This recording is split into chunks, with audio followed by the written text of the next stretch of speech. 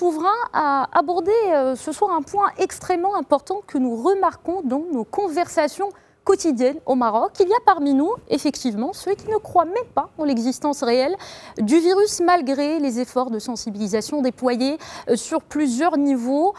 Est-ce que le travail de sensibilisation mené jusqu'à aujourd'hui n'est pas suffisant, à votre avis, Driss Aissaoui ?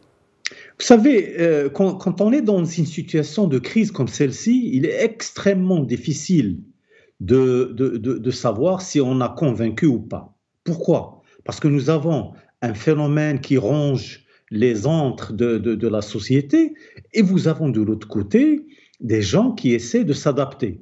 Alors, comment voulez-vous savoir si votre plan de communication a été convaincant ou non, surtout quand vous retrouvez des gens, au lieu d'adopter des comportements quotidiens simples, Naïm Kamel vient de le dire, disons, se couvrir la bouche, se laver les mains, donner une distance éviter les attroupements, mais les gens ne le font pas.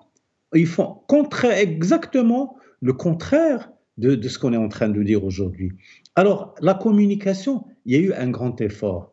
Mais malheureusement, dans cette situation, il est extrêmement difficile. Nous l'avons remarqué, que ce soit en France, en Espagne, en Allemagne, aux États-Unis par exemple, au Brésil. Regardez les grands pays, comment ils souffrent. Pourquoi? Parce qu'à un moment donné, ils se sont dit « Ah, il n'y a pas d'infection Covid, il n'y a rien, on ne croit pas en cela. » Et finalement, ce sont les gens qui payent le tribut le plus large. Mais aujourd'hui, vous savez, quand vous avez ça, vous avez une machine qui s'arrête. C'est la machine économique.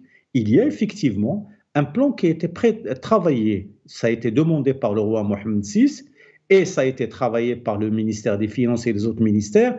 Et on a présenté un plan d'urgence. Un plan d'urgence qui vise justement la relance de l'activité économique au niveau des entreprises, au niveau de l'investissement et en termes de rénovation. On a injecté quelque chose comme 120 milliards de dirhams, 120 milliards que nous avons collectés ici et là sur la base d'emprunts, de contributions des entreprises publiques et privées de l'extérieur, de l'intérieur.